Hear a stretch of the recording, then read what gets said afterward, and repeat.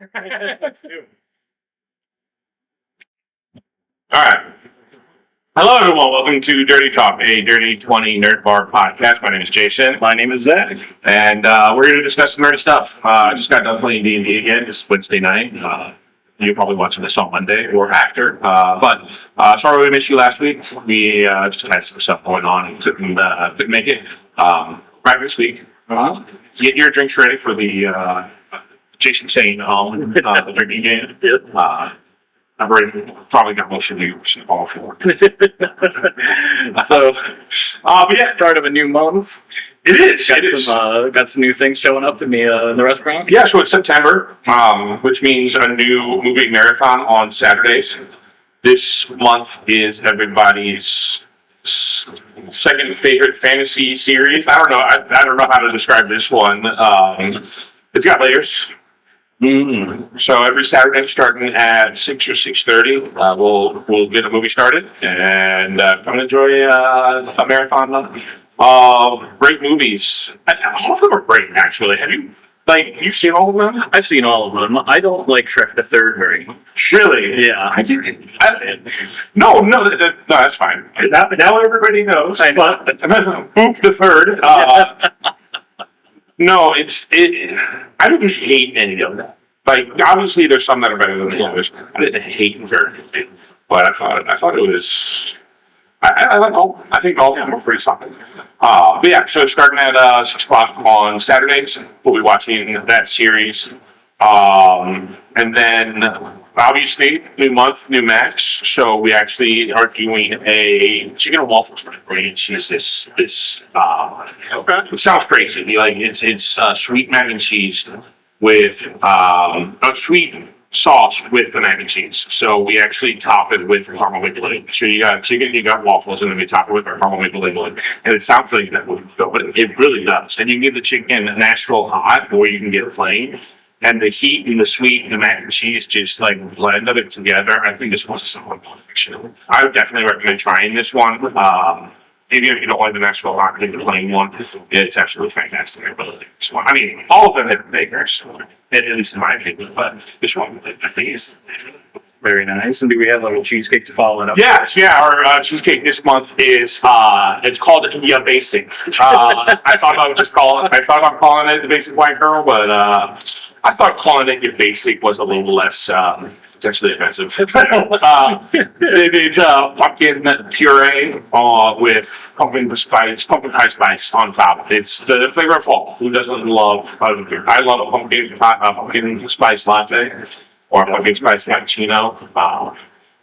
But yeah, I love it. Do you like pumpkin flavor? Yeah. Okay. Do you like pumpkin pie? Oh, yeah. Okay. So yeah, it's basically pumpkin pie on a cheesecake. All right. It's really good. I really like it. Very nice. And then we have drinks as well. Some themed drinks. Obviously, you have the drinks to go along with.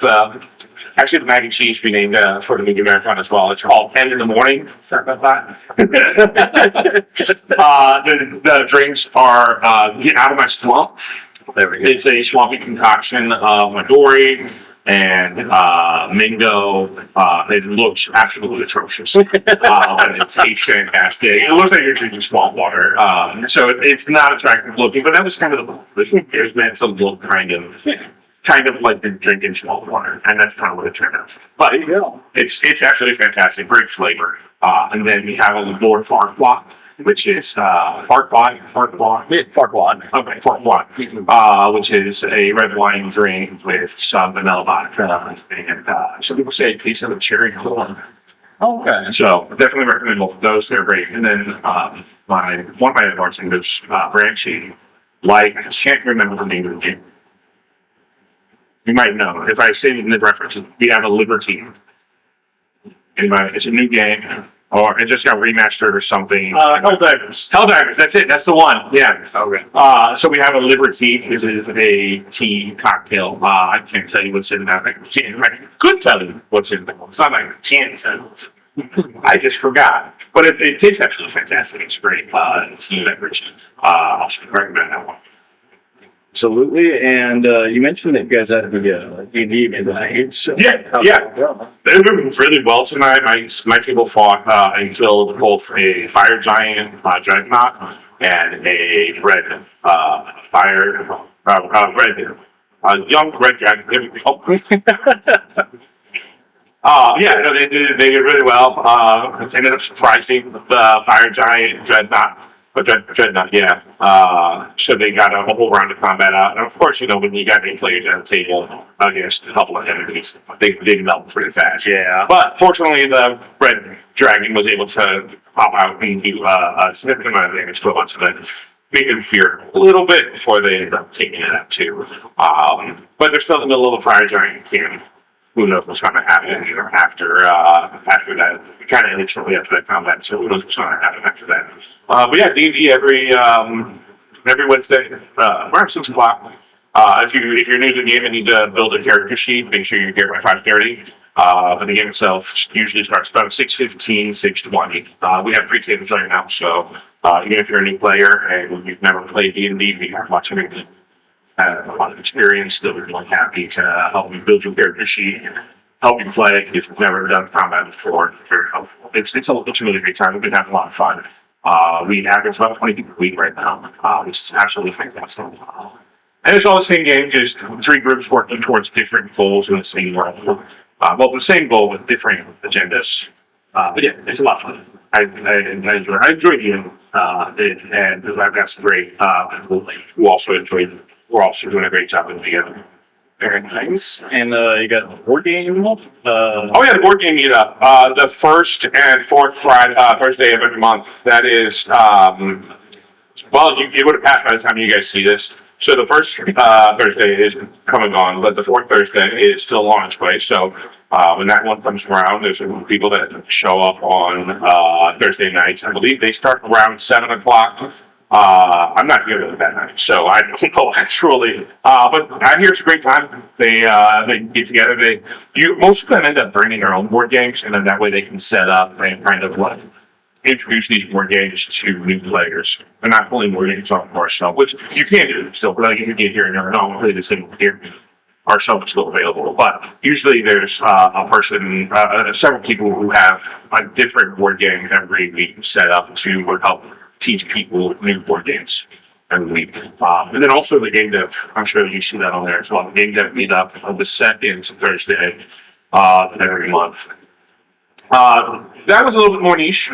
They're independent game developers who meet and talk about different aspects of game developing, and they open it up to the public. So if you want to, if you're interested in game developing, want to get in, or you just want to meet some cool game developers, they welcome people to join and ask questions. So it's a really cool get together. There's a lot of people that show up. And then actually, I don't know if I wrote this one down. We actually have a new event on the third Thursday of the month. We just decided to fill every Thursday.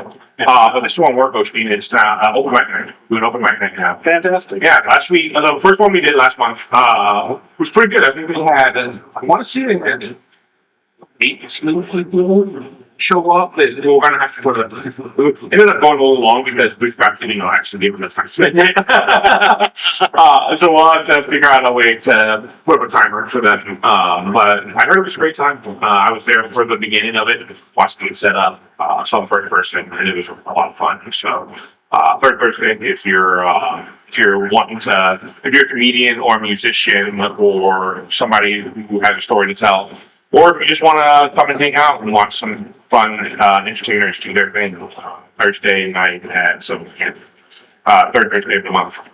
And then it looks like we have a burlesque show coming. Yeah, actually, when you guys see this, that'll be this Thursday. House of Reverence they've done 2 other shows here. They're absolutely fantastic. I've heard great things about it. I'm usually working on the show, so I don't get an opportunity to stop and watch. But I've heard great things. It's a great time. Everybody's having a lot of fun. That is a late night show that will have the stage private for the event. Limited tickets, so you can buy your tickets in advance, but they do sell tickets at the door. And if you want to, you can find it on our Facebook page. There's a link to the event and ticket sales. I definitely, like I said, I definitely recommend buying tickets if you're interested in that, because seating is limited. And if you buy them in advance, then you definitely get in. If you show up at the door and they run out of seats, then sorry. Yeah. But they're great people. Definitely recommend their show. Check them out on Facebook, Instagram. See what they're all about, and see if you're interested in that show. That one is a late night show, so it starts at 9 o'clock. You need to club midnight. So I don't know. Some people are against super late nights. I get you. Life is hard. Actually, I was talking to a couple servers, and I'm like, I need some servers for this event. Because it starts at 9 p.m. So like your shift is going to be 7 p.m. to 2 a.m. They're like, yeah, I guess we'll do it. So that's good. Yeah, no, they're excited as well. And then trivia every Tuesday night. And then we actually have a really cool one scheduled for the 30th, September 30th. We have Taylor Swift trivia. This is going to be a fully Taylor Swift themed trivia event. It's going to be absolutely fantastic. Kevin and Victoria did a great job with it for trivia. If you haven't been to a trivia night, I definitely recommend checking it out. Trivia starts usually around 7 o'clock, and sometimes it goes a little late as teams come in, and they got to make sure they're set up before they get started. Usually 4 rounds with these team nights, and we do a little busier. Sometimes we'll throw a couple extra rounds in because more teams means more prizes. So we usually try to throw a couple extra rounds in. We try not to go past 9 o'clock, but last couple of theme nights, I don't know, we talk about it a little bit, right? The video game trivia night, yeah, we kind of packed house. The Disney trivia night, we packed house. Great times. So Taylor Swift, we're hoping to have a great trip, just like that. I mean, Swifty, she has a cult following. We're not going to say anything. Not there isn't anything negative to say about it, but please don't say anything negative about Swifties. I don't want to get canceled. What about you, Zach? Anything going on? Not really in particular. I guess. I probably should put you on the spot right now. Cool. So, what are we doing today? Before you go on, you mentioned the game shows. They're in a completely different spot now. Oh yeah, we rearranged the restaurant. We were tired of I'm sure you noticed. Yes. We were tired of the cafeteria vibe that we had going on, with all the tables just in straight lines all the way back. That makes sense. And we've been talking about rearranging that for quite some time, but there were always different reasons why we couldn't. But then we just decided to go ahead and do it. So we completely rearranged the dining room. We moved the game shelves to a more central location, so they're not tucked away anymore. They feel a little bit more accessible to the general public and to the people that want to sit over on this side of the restaurant that we're on right now, because they felt like they were separated from the game shelves. We got them more central now, so it feels more accessible even on this side of the restaurant. And also, you're not standing right next to somebody eating their dinner trying to select the game off this stuff. Yeah. And so, I don't know, the vibe of the restaurant definitely feels, even just with the rearranging, we even hung some curtains in some areas to provide like some sound dampening. Rich, what did you think about that tonight? Did you notice a difference at all? Maybe a little bit quieter, but Yeah. you guys have a lot of fun, so we weren't sure. We do get loud on D&D night. It definitely happens. But also, actually, the real purpose of the curtains in the back was because that back hallway ends up being a storage area. So if you've been to the restaurant before and you just look to the back, it just is covered with stuff. And I like having the ability to store stuff back here. So it kind of creates a barrier between the restaurant and what is effectively storage. So it feels, again, it gives you more of a restaurant feel as opposed to just, I don't know, a mess. Which it is back there. Don't look behind the curtains. Pay no attention to the mess behind the curtains. Oh goodness. So what are we doing today? So today we're going to be each drawing out of our cups here that have 5 topics in them. These topics are topics that we individually know a lot about, but the other does not know a lot about. So we're going to be trying to spend 5 minutes explaining this topic to one another, and then seeing how well, we can get that across. Maybe do a couple questions, a couple fun facts or something. Yeah, so these topics range from just fun facts to some of our favorite media. Yeah. And I even said like topics that we might have learned in school that we thought were interesting. I couldn't think that far back. Maybe if we do this again, I'll try to remember it right now. So As our lesson on the quadratic form or something. yeah, exactly. No, it's like there was, and this isn't one of my fun facts, but when I was in school, we both did a bit of paramedicine. I did the EMT basic class in my senior year of high school, and I was at North Tech, and they had technical schools across the United States to do what's called Skills USA. And I was trying to decide what I was, because they kind of want the top of the classes to, they especially want the top of the classes to participate in Skills USA. They always do theirs too. And so I was trying to figure out what I was doing. My EMT basic instructor came to me and says, I want you to do math. I'm like, well, we haven't learned it. He said, I know. And I'm like, oh, am I learning? He's like, you're going to learn that yourself and you're going to do the medical math. And so I spent a couple weeks learning medical math myself, which includes like IV jerk rates and how to calculate those, and compared to like body mass, and that includes like other like oral medicines and stuff like that, how to calculate how much to give, which is a lot of fun. I can't talk for 5 minutes about that. But like, if I could, I feel like that would have been a great topic to discuss. So that's the kind of thing that I was thinking when I said school subjects. Maybe at some point we'll think of one that, my ADHD brain randomly thinks of stuff occasionally, and I'll be like, oh, I want to talk about that. Which actually is what really sorry. So, what do you want to do? Like, you want to go first? You want to do rock, paper, scissors, see who goes? Rock, paper, Let's scissors. do rock, paper, scissors. All right, cool. Rock, paper, scissors. Oh, you're Tight anyways. Okay. on shoot? On shoot. Okay, cool. Rock, paper, scissors, shoot. Rock, paper, scissors, shoot. Okay, I go first. All right. So I've got a 5-minute timer. Okay, you got a 5-minute timer? Animal noise at the end. All right, cool. Love it. What is my first topic? Firefly. All right. Okay, there we go. So actually, I think what would be a really cool episode one time is watching the pilot of Firefly and just get your reaction, get like your live reaction on it.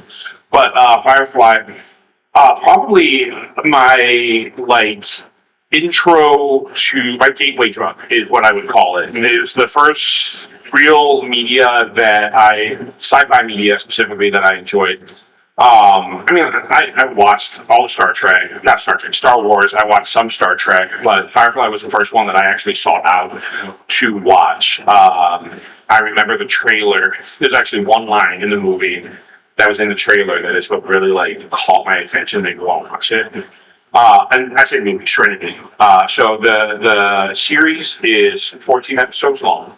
And it was canceled before all 14 episodes aired. As a matter of fact, the pilot episode was filmed and presented to Fox by Joss Whedon, and Fox said, no, do it again. And so they did a second pilot episode, which is called The Train Job. And that was the first episode that ever aired. Okay. So there was the first episode, never aired. And then there were 13 other episodes, 12 of which actually aired before the show was canceled. Wow. And then they finally, I think it was originally Fox, and I believe Sci-Fi picked it up. And ended up airing the pilot episode as well as the 2 lost episodes. Good. And now it's got kind of like a cult following. More people are watching it now. And the reason there's multiple reasons why it was canceled. One of the biggest reasons that Joss Whedon talked about, and whatever you think about Joss Whedon. A lot of people have opinions. A lot of people have opinions about Joss Whedon. I really like this series, so I can't give it up. He wanted to film in widescreen. But this was back in like the early 2000s, like the 2000 knots, I think, we call them. So Fox wanted to show it in full screen, but Joss wanted it in widescreen. So what he would do is he would put things off the screen that were essential to the plot, and so they would have to show it in widescreen. So like there was some like animosity between him and the producers. Which that really, I don't know if that had anything to do with it being canceled or not. It's just something that we talked about. But so they finally all aired, and it got a cult following, but there was no closure because it was the first season, basically an unfinished series. So eventually, after I got following, they got to do a follow-up movie called Trinity. Okay. And that was the first thing. That was the first thing I was introduced to. I saw the trailer. I can't remember where I saw the trailer. I just remember the line: Captain Mal and Jane. So we have David Gilliam, who's Captain Mal, and Jane Cobb, who is Alec Baldwin. And Alec Baldwin playing Jane Cobb. Jane Cobb is like the muscle. They called him HR, human relations. He was the muscle of the group, and they were going back and forth. And Captain Mal goes, "Do you want to captain this ship?" And Jane goes, "Yes." And Captain Mal goes, "Well, you can't." And like that scene plays over in my mind, and I was like, I gotta watch this movie. So I watched the movie, fell in love with it, immediately fell in the movie, but like felt like I was missing something. So one day my sister was at home, and there was some sci-fi used to do like marathons all the time. And this day they were doing Firefly, and she's like, "Hey, you remember that movie, Trinity?" I was like, "Yeah, I love that movie. What's up?" And she's like, "The series that it's based off of is on sci-fi. Let's watch it." And so we sat down and watched the entire series that day. Very nice. It was absolutely fantastic. I'm never looking back. Absolutely great show. It is a sci-fi western action show with Chinese influence. Okay. And yes, all of the above. The way they get around censorship is all the swear words that they say are in Chinese. So they'll just be going on. They'll start swear like they'll just be speaking Mandarin, and this is like this long line of swear words in Mandarin, and that's how they get around U.S. censorship. But they're in space, but they're all Cowboys. So like even Captain Mal, his guns are like laser guns. But they're definitely look like 6-shooters. Okay. And he's got like the blue jeans and the overalls and not the overalls, the straps, suspenders. Yeah, suspenders and the long trench coat and everything. They even end up with cows on the ship at one point. But then there's obviously some sci-fi aspects. So there's a girl. Her name is. Am I up already? Is that an animal noise? Dang it. Am I up already? Was that 5 minutes? That was 5 minutes. Oh man! Wow. Okay, so how did I do? Get any questions to follow up? But I guess what is the premise of the show? Right.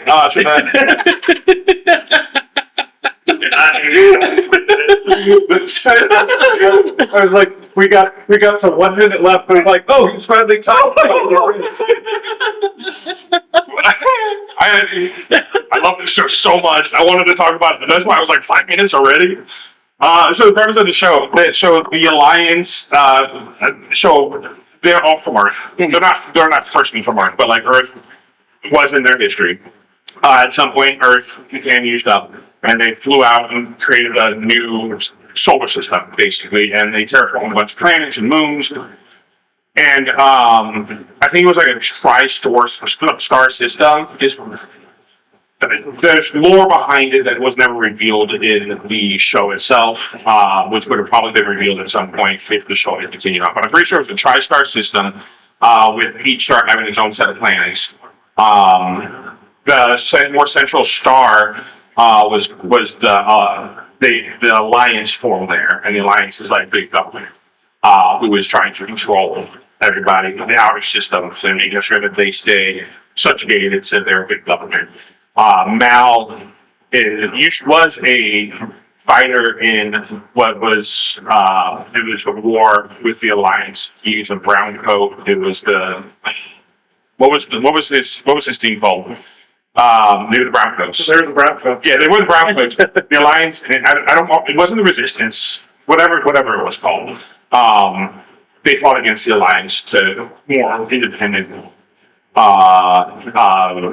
Each planet having its own independence from the Alliance, and they lost the war. But he survived, and he bought a ship called Trinity. It is a Firefly class ship, and now he's kind of like he's a mercenary. He's a freelancer. Okay. Then his crew pick up jobs, whether it's above the law or outside of the law. Right. They do whatever it is, and make money that way. All right. Basically, he feels more free because he can just do whatever it is he wants without any lines done. That was good. Sounds. All right. That was good. So, how did I do? Like on a scale of 1 to 10, based off of my original description. Full description. I guess what is the end goal that we're going for here? Is it for the other person to have like an idea of what the show is? That's the one. Okay, then I suppose probably a 3 That's because fair. I at least got like the vibes That's of fair. what to expect. After my follow up description, so After the follow-up description, I'd say it bumped it up to like an 8. you go. Like, I'd say like I understand it, where I'm coming in for the most part. fair enough. Fair enough. I respect that. Thank you. No problem. All right, your turn. All right, let's see here. First one here. We've got the anime Death Note. Death Note. So I know about this much about Death Note. I know the main thing of the show, but I'd love to hear more about it. Got you. So the premise of the show is that there are gods of death in Japanese folklore called Shinigami. Okay. And they're basically just the Grim Reaper, but there's a lot of them, and they all oversee when and how people die. The way that they do this is with a notebook called a death note, and they write down a person's name and the way that they die, and then that happens. Okay. One of the Shinigami gets bored and drops his death note into the human world for a laugh. And that's effectively where the show starts. It falls into the hands of a high school kid. Okay. Who is like, whatever, tests it out a little bit, then realizes that it actually works. And, most people would probably be like, oh my goodness, and then stop. But instead, he goes on a kind of a megalomaniacal killing spree and starts killing every high-profile criminal in Japan and others around the world. Okay. As he continues to do this, people start noticing because he's using heart attacks to kill all these people. So people are starting to notice this weird trend of people randomly having heart attacks over and over and over again. And so the public has given the name Kira to him, and some people think that he is like an avenging angel kind of character, and there's this sort of cult-like status beginning to form around him as he continues to kill more and more criminals. And as this goes on, a search force starts with a like very I guess a very like neurodivergent Sherlock Holmes character is there. His name is L. Isn't Sherlock Holmes running neurodivergent? Yes, more so. Oh, okay. Go on. And so his name is L, and he is obsessed with now catching this Kira murderer. And as the show goes on, he gets really, really close. But because he's getting really, really close now, Light Yagami, the killer Kira, he can interact with L because he knows where he's around. He can see him in his town. And eventually, Kira gets on the task force to find himself. That's amazing. And so a lot of the show is him being on this task force, kind of working double duty by like trying to like help and make it seem like he's doing a good job, but also muddying the water and straying every way. But L also suspects that like very well could be Kira. And so he's keeping him in the group specifically to keep tabs on him and to run little tests and try and see if he can figure out whether or not he is or is not. And so the main premise of, or the main like energy of the show comes from the rivalry between L and Light. And a lot of the show's themes tend to come around the concept of justice and who deserves to dispense justice, who deserves to reap justice, and is it just a matter of perspective and victors?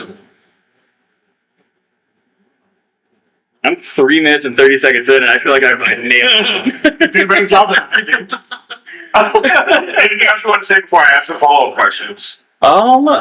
Okay, so there is a second half of the show that nobody talks about. Oh no! After a very specific action happens, I guess I don't want to spoil it too much. After a specific action in the series happens, there's a time skip, and a reboot of sorts in terms of what is going on, and a lot of people don't really talk about what happens after that point because it gets a lot less compelling. The series unfortunately kind of dodders off and doesn't end in a very compelling way, but all in all, I think the run is worth it. Fair enough. So I could be wrong. I don't delve a whole lot into anime, but I feel like a lot of anime that I've heard about kind of does that, where like there's a certain point where after the fans are like, don't pay attention to them anymore. Yeah. So which came first, this or Dexter? As far as I understand it, this. I'm pretty sure you were describing Dexter, right?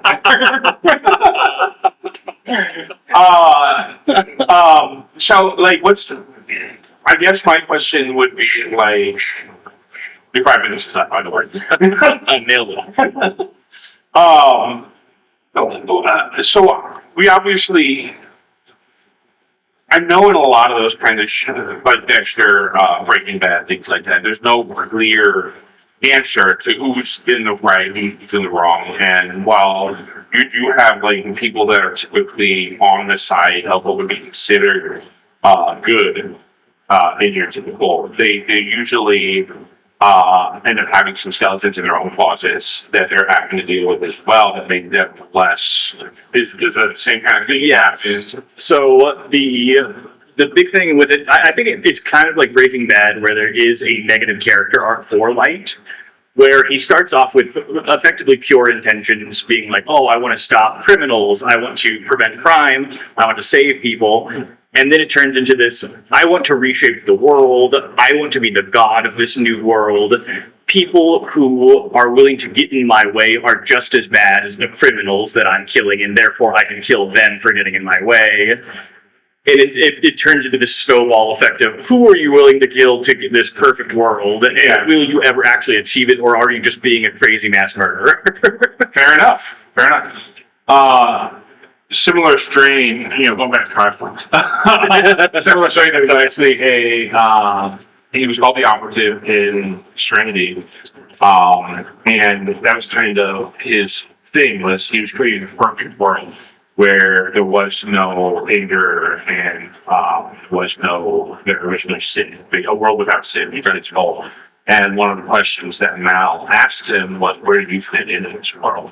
And he even says, he's like, I don't believe in that world, I'm a monster. He's like, I'm creating this world for other people, which I think is a very interesting take on that kind of negative character, where they are aware that what they are doing is wrong, but they are doing it for better good.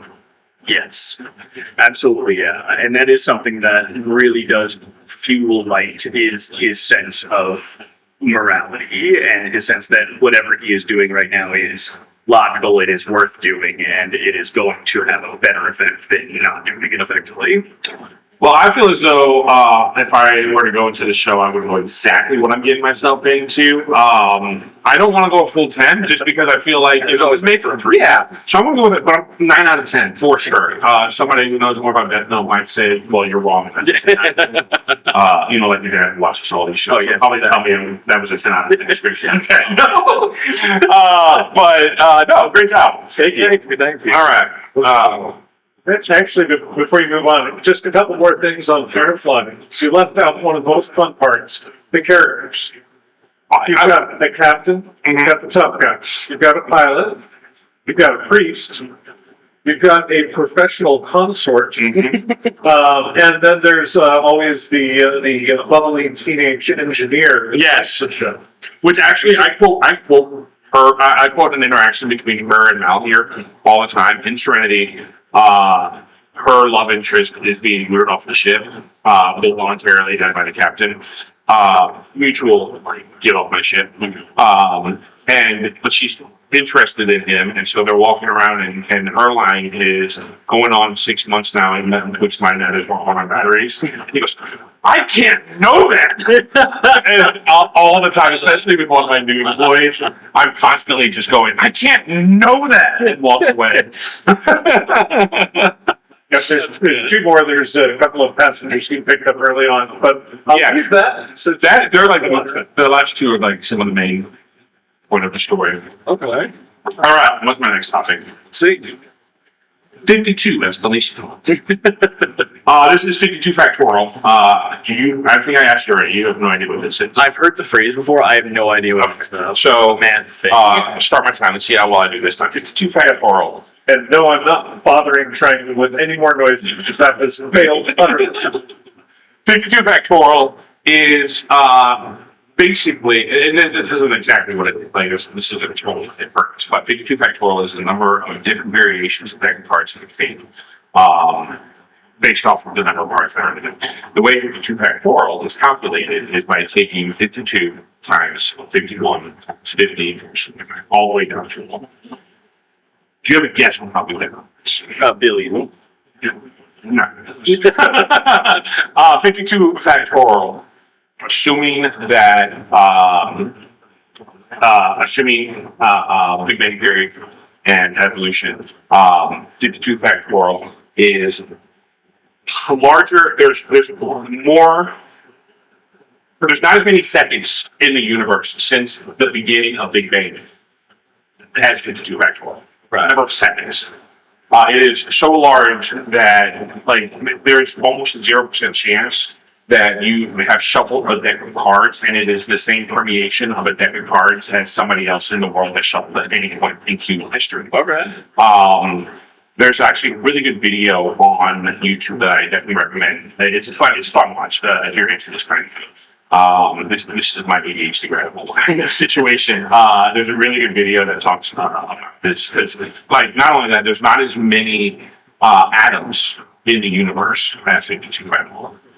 And basically, this person says that if you were to start a clock, if you stand on the equator and start a clock, and when that clock hits 1 billion years, you take a step, and every time, and you've been waiting a billion years, and you take another step, and you wait another billion years, and you do that until you get back to where you started. And once you get back to where you started, you take a drop out of the Pacific Ocean, and then you do that again and again and again and again, where you're taking one step every billion years. Then when you get all the way around the equator, you take another drop out of the Pacific Ocean, and you then wait until you drain the entire Pacific Ocean. Then you refill the Pacific Ocean and you put a piece of paper on the ground. And you start that all over again. 1 billion years, one step every billion years, get to the Pacific Ocean and take a drop. You do that as many times as it takes for you to stack a piece of paper all the way to the sun. And you're only about a tenth of the way through or something stupid. Oh my gosh.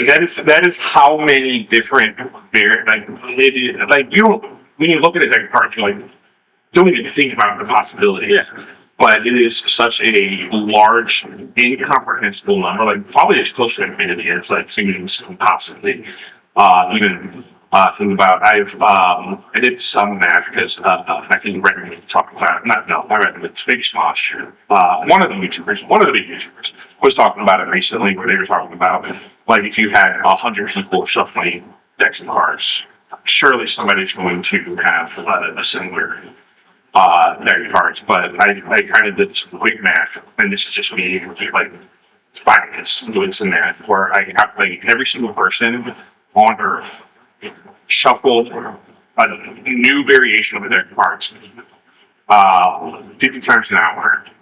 It was the number was still so large, it's not even, I can't even tell you, it's still 10 to the power of 50 or something stupid number of years before you have so that's, I don't know. That's just a fun fact that I learned at one point, and I like sharing that with people occasionally. Less nerdy culture, but still I feel very nerdy. So It's a fun fact. Yeah. That's all I got. I don't know that I can go another minute to talk about. That's fair. Again, I definitely recommend this video on YouTube. If you just search for Well, it's probably one of the first ones. So much. Yeah. All right. Any follow-up questions on that? Honestly, no. That seemed. I get it. I get what you mean. It's the human brain can't comprehend. At some point, large numbers just become closer to infinity, Yeah. right? So when you get to a number that large, you might as well just call it. Rather than just say Kajillion. Yeah, that might be what it's called. Well, because like you back in like grade school or whatever, people would talk about like a Google, is like one followed by 100 zeros, and then a Google Plex is one followed by. I don't know if that like is that actually have you looked into that? I don't know about that one. It was a one followed by like what, a Google number of zeros. A Google number of zeros, yeah. Which is still incomprehensibly large, but. I'm pretty sure those were proposed accounts. I think it was sometime in the late 80s. But yeah, I don't know if they were adopted or not. It's funny when you Google Google. I hit the news because it was a big thing. When you Google, you get nothing comes up except for Google stuff. But you got to Google Plex. Exactly. Oh, it's not Google. It's Googol. Yeah. So Google or something like that. Yeah. Now, on the other hand, that was the inspiration for the name Google. I'm sure it was, yeah, because you get that many answers whenever you Google something. Which I also love that Google is now just like when you're searching something on the internet, it's just called Googling it. Yeah. It's a very good. Yeah. It's like indexing. I never. What it was? It's like a household name, something like that. Like Kleenex. Yeah, I've never heard of Windex. No, Windexing Windows. Well, I understand the concept. I personally never heard it. Fair enough. Now you have. All right. All right. What's your next subject? All right, let's see. Let's go. Let's go. Next up, we're talking about Naruto. Naruto. All right. 5 minutes on the clock here. So, I bet you. I know less about Naruto than I know about. I think it's more fun if you guys don't have a clock in front of you, too. fair enough. I'll turn that off. So, Naruto. Naruto is about a society that is, their military is effectively replaced by wizards. The wizards are known, instead of wizards, as ninja, and instead of doing spells, they do ninjutsu, and it's effectively the same deal. They're basically just wizards.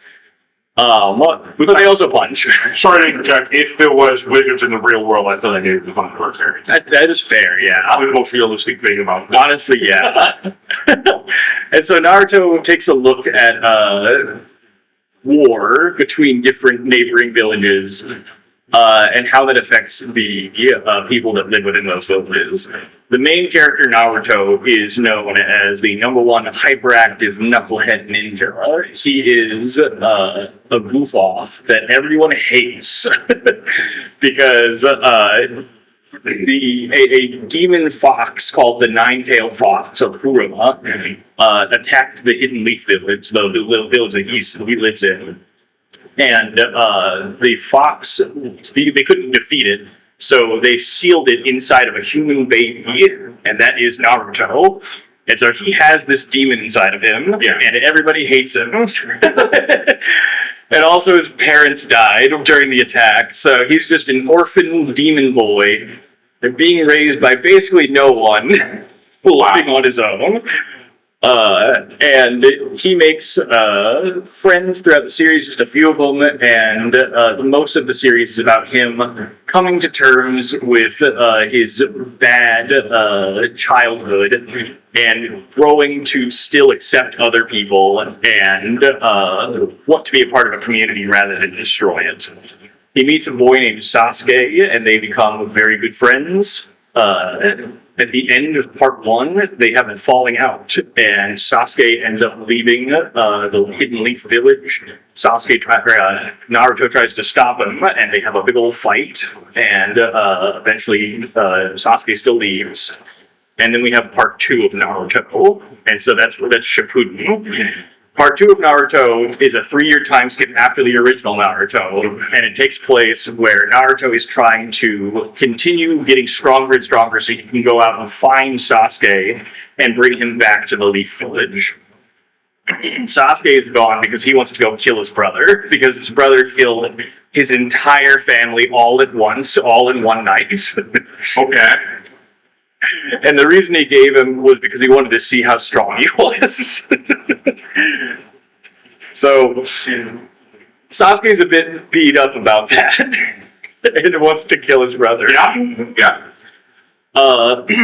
During all of this, there's a terrorist group called the Akatsuki, and they are rounding up all the people that have demons inside of them, like Naruto, and sucking the demons out of them into this giant evil statue. I want this. At the end of the series, the main problem that they're dealing with is this terrorist group has sucked enough chakra demon energy into this statue to bring it to life, and now it is rampaging, and then one of them then seals this giant demon statue inside of themselves, so that they are then the Jinchuriki, the master of this giant demon thing. That is when the whole series kind of shifts, and we find out that the progenitor of all of this magic in the first place is a tree that was planted on Earth by an alien to suck up all the life on Earth and turn it into a fruit that the alien would then eat and become stronger. Instead of that happening, a bunch of nonsense happens in which the alien then mates with humans and gives birth to the first chakra users, or ninja shinobi.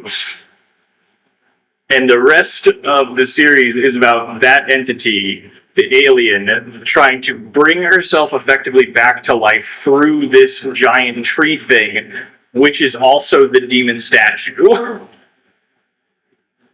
Okay, it transforms between a thing, between a tree and like a beast. And so at the end of the series, she comes back to life, and they have to deal with her, and everyone hates that. All the fans hate that. They hate it so much. There we go. I feel it's pretty good. I have so many questions. More so than with Death Note. So why didn't Naruto want Sasuke to leave the village in the first place? They're platonically in love. Oh, okay. They're best friends and not boyfriends. Don't call them boyfriends.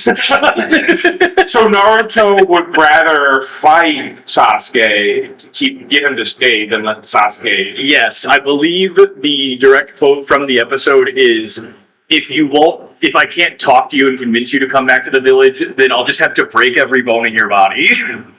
That's wonderful time. That's crazy. Yes, it is. Crazy. So, so does most of the first act happen in this The Hidden Leaf Village. Hidden Leaf Village? Yes. So the majority of the first act happens in this Hidden Leaf Village, where Naruto is coming to terms with the fact that he's basically this weapon of war, and his best friend's brother. Does his family live in this village? His best friend's brother's family is killed by. So yeah, they were the Uchiha clan. This clan was like the village police for like a long time because they were the strongest clan in the village. Okay. And so they lived on like the outskirts of the village, and so they were all kind of destroyed all at once in their own area. Yeah. So why was Sasuke? Why was he saved? So Itachi let him live. There's a few different things. So when you first hear about it, the idea is kind of mysterious and left a little vague. There's this implication that so Sasuke and his brother, the Uchiha clan, have this naturally gained trait from their genetics called the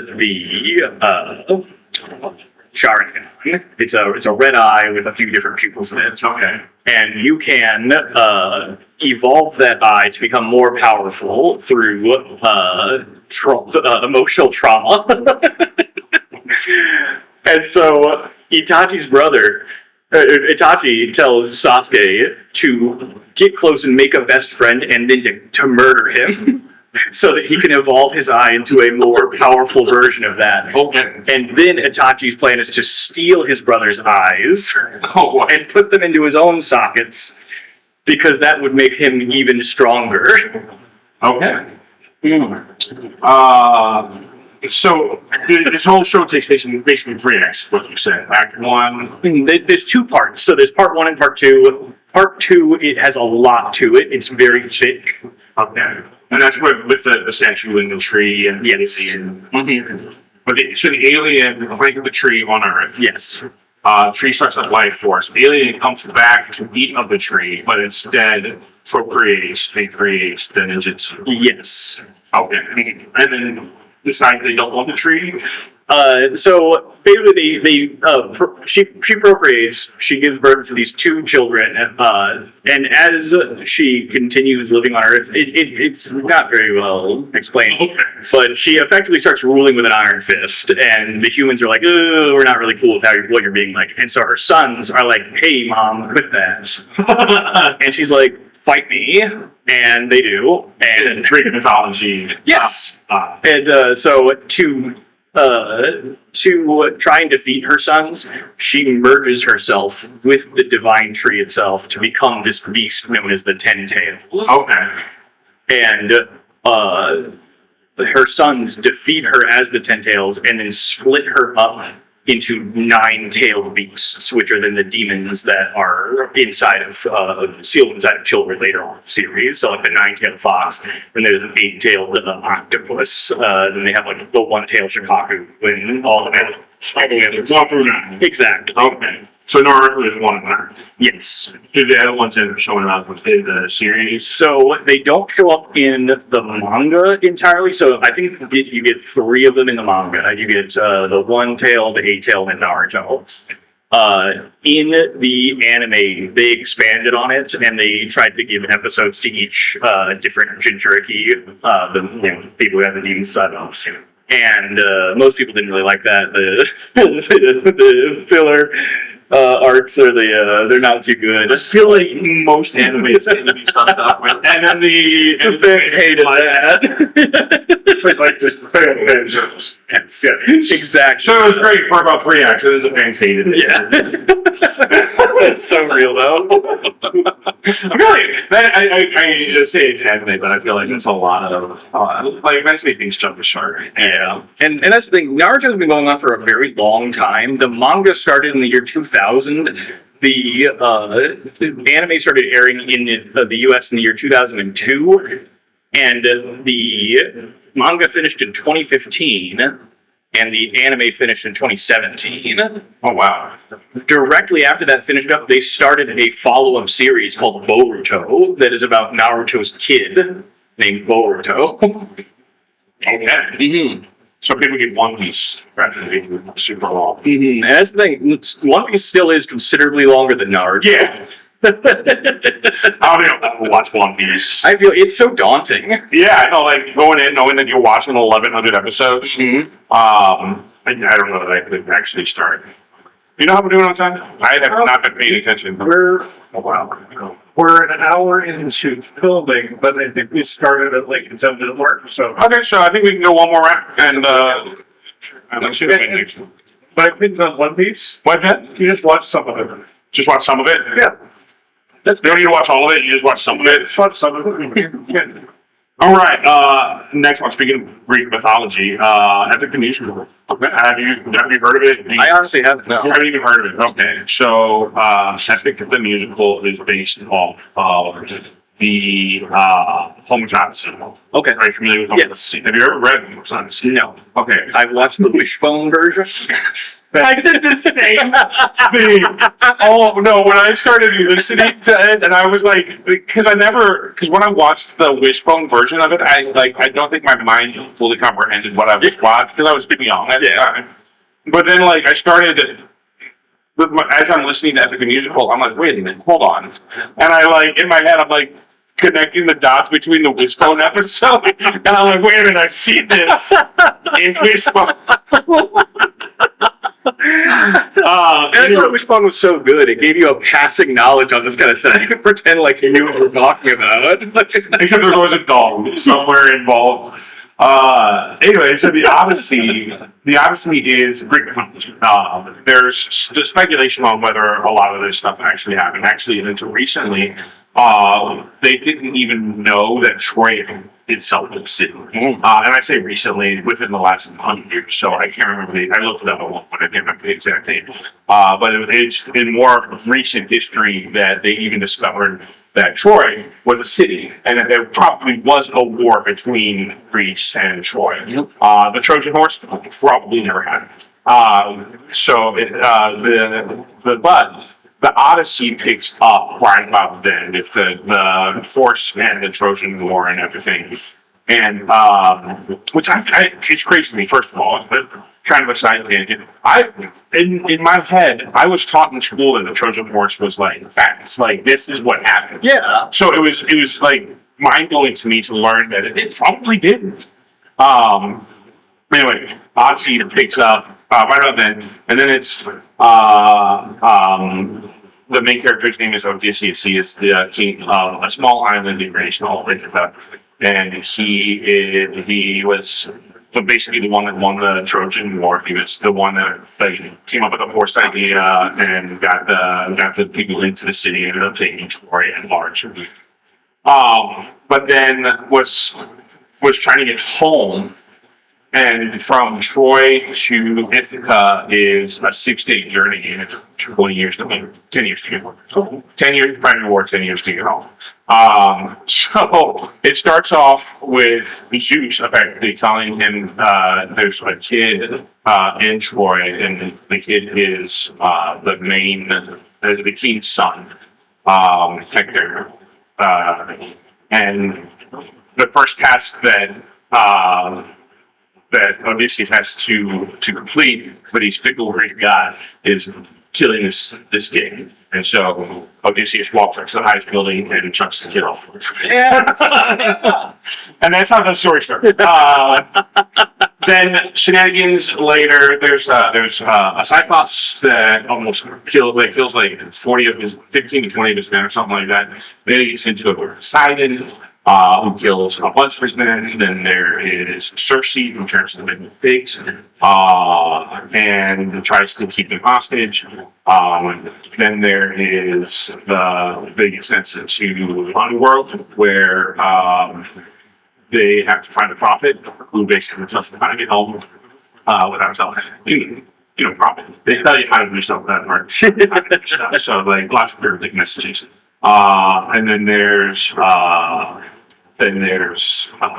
Sirens, and Scylla is like a six-headed monster, kind of like a Hydra, not exactly a Hydra, but a six-headed monster that basically the whole lore behind Scylla is she takes a person with each head.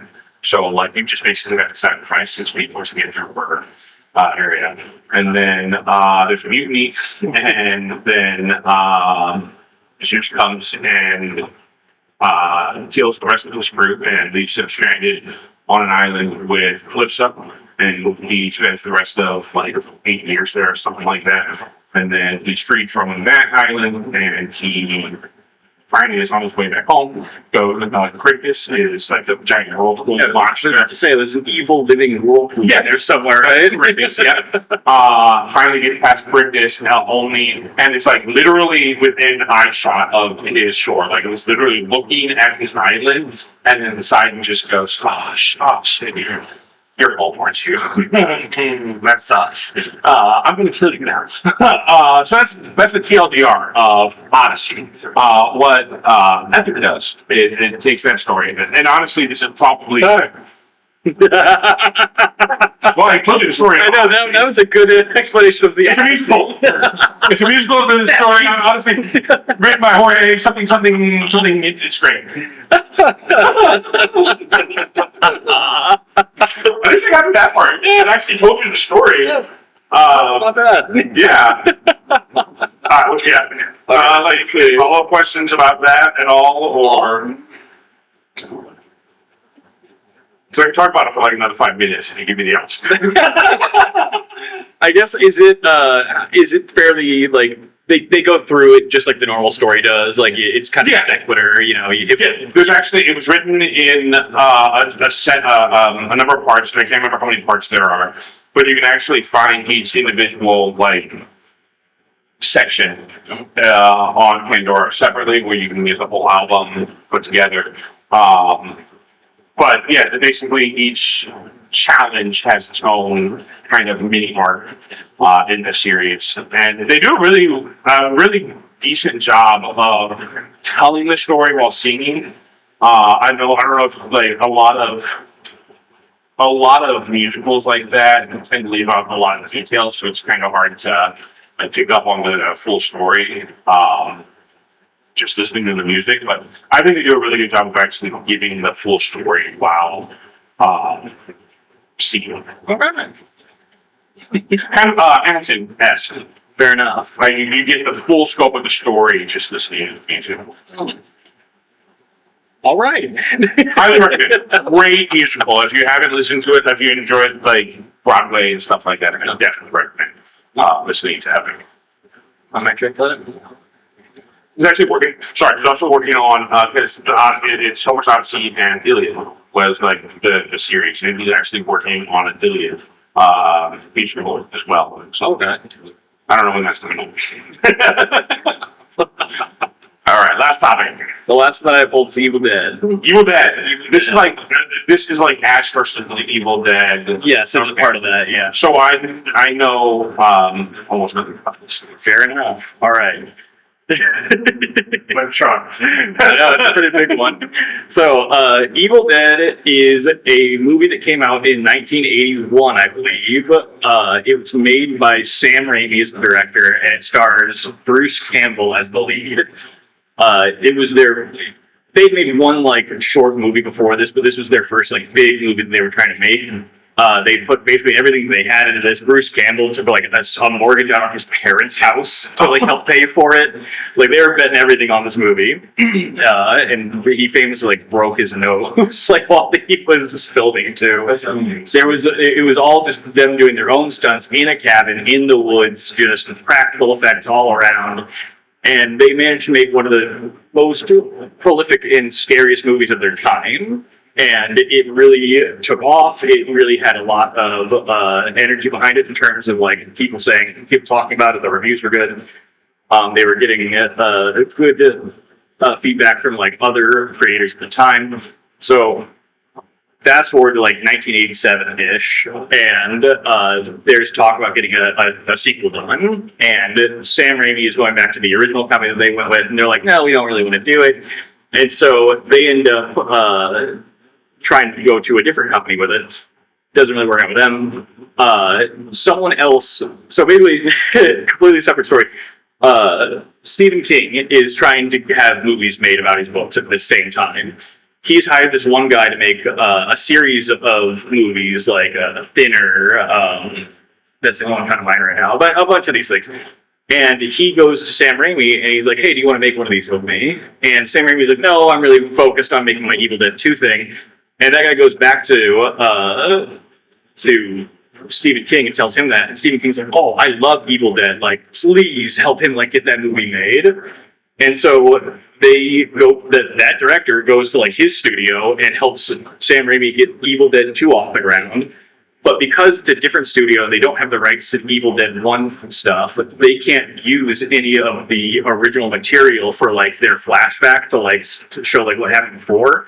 And so to get around that, they end up just reshooting effectively the entire first movie in like a 10-minute reboot that starts out the rest of the story in Evil Dead 2. And so you can just watch Evil Dead 2 on its own and not see Evil Dead 1, and it plays perfectly fine. So Evil Dead 2 ends, and they there's so many things that I want to talk about this because I love this series. The big thing is that at the end of Evil Dead 2, they have this giant demon head that they stuff through the door. It's a big practical puppet effect that has like a moving mouth and eyes and everything. And it's gigantic. It's as big as a person, if not bigger. And at the end of all this shooting and everything, they can't afford to get this to ship this giant head puppet out of the woods of North Carolina. And so they just leave it there. And so there was like a hunt for a while where the fans were like, where's this giant demon head in North Carolina? It turned up in a haunted house. And some guy just found it and just put it in a haunted house. And, yeah. And so they were using like a movie magic effect in their haunted house. A few years after that, in the 90s, they come out with Army of Darkness. Army of Darkness is an actual sequel to the movies, but it has a much lighter tone. It's much more comedic than the previous two, and it takes place in medieval England. I may have seen this one. This is the one that I think that most people have seen, surprisingly enough, because it's more of a comedy and they aired it on TV a lot. And there's a lot of the jokes that you tend to give the Baruda Plata necktie. I haven't seen it enough lately, but anyway, that happens. After that, we get a few random things, some comic books. They do a crossover with Freddy and Jason. Basically, the Freddy versus Jason came out. They released a comic book that was Freddy versus Jason versus Ash. And the main character from the Evil Dead series, who has a chainsaw for a hand now, is involved with all of that nonsense. It's very fun. Then they came out with Ash vs. Evil Dead in I think 2015, 2016-ish. Oh man, I forgot. In 2013, they made a remake of Evil Dead, just called Evil Dead. It was much gore. So there's a whole lot that's missing out of this story. So what was it? Army of Darkness was a sequel to Evil Dead and Evil Dead 2. And so Evil Dead and Evil Dead 2 were like legit horror. Because I'm pretty sure the chainsaw and medieval times, I'm pretty sure I was forced to watch this movie against my will. You remember it all. Was that? This is my boomstick. But it was definitely a comedy. So the tone shifted Considerably, yes. Okay. So the first one is very much set in a horror sense. In the second one, they leaned a bit more into a comedy, more of a slapstick consequences to the horror, where Sam Raimi was a big fan of the Three Stooges. And so he fits some Three Stooges bits into Evil Dead 2, where in one shot, a zombie, I think he gets hit in the face or hit in the stomach. His eyeball shoots out of his socket and into a woman's mouth, which it mimics a shot from the Three Stooges, where I think that happens with a cherry or something. Where someone's choking and they blow it out of their mouth. It blows into somebody else's mouth. Oh my There's a part where Ash's hand gets a cut on it from a Deadite, the zombie characters, and it starts turning evil. And so it starts grabbing plates off the counter and smashing them over his head. So it's just Bruce Campbell whacking himself with plates and doing slapstick humor and picking himself up and throwing himself against the counter and throwing himself over flips. And wait, is that in that's in Evil Dead 2? No, that's an Evil Dead 2. That's Evil Dead 2. Okay. Evil Dead 2. It's it's supposed to be played kind of a spoof. I feel like they have the same machine in Army of Darkness. They do, because in Army of Darkness, he has a similar thing where part of his body's turning evil. He has to fight against it. Then he has this weird scene where he's looking into a mirror and he sees an evil version of himself. And it seems like the evil that's inside of him gets sucked into this evil version of himself in the mirror. He reaches through the mirror and then his evil version of himself is able to come out. And then this is a weird scene I remember now. I think he chops him up into pieces or something like that. And then he comes back, and there's like a army of tiny ants. I remember that. Yeah, and they're like crawling all over him and stuff, and like and they like do like the Alvin and the Chipmunks thing with his voice, and he's like, get in, like Yeah, I remember that game. That's crazy. yeah. So then the reboot was in 2013. Yeah, in 2013 they did a reboot, which was really, really gory. It was really, really over the top. You might have seen like the ad campaigns they did, where the iconic shot that they kept showing was the scene where the girl who is a Deadite, the zombie character, she takes a box cutter and puts it all the way out, and then licks the blade of the box cutter until her tongue splits in half. It is. Oh, and then she forces her tongue into another character's mouth. Nope. Sorry. That is a good encapsulation of that movie's energy. It is really messed up. I can't do eyes and I can't do tongues. They do that nice stuff in that one too, yeah. Baldur's Gate. Yeah. You played Baldur's I Gate? did not play Baldur's Gate. There's a scene in Baldur's Gate where Baldur Side. literally pokes your eye out with an ice pick. Oh god. And I like every time I get to that scene, I'm like, nope, I can't do this. And But then you get to see it with Philip. nope. I'd rather keep open my eyes. Thank you so much. I appreciate it.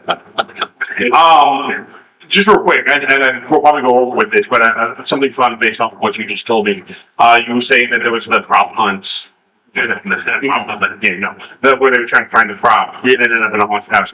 I've heard a story recently where there was a Jane Doe. This is like a long maybe like 100 years ago. There was a Jane Doe, and they couldn't figure out who this Jane Doe was, and find her family, so they embalmed her. And set her up in the mortuary, hoping that somebody would come by and claim her. Nobody ever did until the person who owned this mortuary died, and all this stuff went to auction. Except nobody knew that this was a person. So this mannequin got sold off to some, and I forget, like there's a whole train of events where she ended up in the traveling circus for a little while, and just all over the place until finally a movie prop artist discovered her, and that she was in haunted houses, she was in a traveling circus, and a movie prop artist discovered her and was like, can we use that for she looks so real, can we use that for our movie? And they were like, yeah, and, they bought rights to use this. And in the movie, at some point, something happened and her arm fell off. And they were like, this is real. Like, in the middle of filming this movie, like, all the sinew and everything is hanging and falling off. And they're like, what? And they had to, like, do a bunch of research to figure out where this came from and why they are currently have a real person who is embalmed on the set of this movie. And they ended up, like, they then, of course, they respectfully buried her and dealt with the remains and everything. But it was just, like, I'm just, like... It's crazy how like this person who was a Jane Doe is like just got passed around effectively until somebody was like, oh, she's real. Almost to include in your will. Put me in a haunted house. or please remember to bury Jane Doe. What'd you do? I see what you mean, yeah. The mortician's will. Yes. Well, do you know Penn from Penn and Pendulette from Feller owns a human skeleton? Did you know that? No. I'm not surprised. He's a very philanthropist. And it was hard for him to obtain. And that's one understanding. He's like, I don't regret it, but I'll never do it again. Like, it just... Yeah, even remains are... Yeah. Very sensitive. There's certain things you got to do with them. And, getting passed around and put into a horror movie is definitely not one of them. I've only interacted with human remains directly a single time where at the college that I attended, my biology teacher was like, yeah, the college got this skeleton a very, very long time ago. And we don't look into where we got it from on purpose. Or have other stories that I probably shouldn't tell on camera, actually, that I just remembered based off of what you just said. So I'm not going to tell those stories on camera, but maybe after we... Close to Halloween. Yeah, Some of those. I have to get permission from certain people to tell those stories. get a month. Yeah. Awesome. Well, thank you guys so much for joining us tonight. It's been fun. Zach, thank you so much. Rich, as always, thank you. We'll be hopefully back again next week. Trying not to take as many breaks as possible. But just bear with us as we kind of get our feet on the ground and hopefully we take off. Appreciate it. Anyway, thanks, guys. Have a great night. Good night. Very good. All right. Nice work, guys. No, you. Yeah, I did. I was trying to put it in my ear.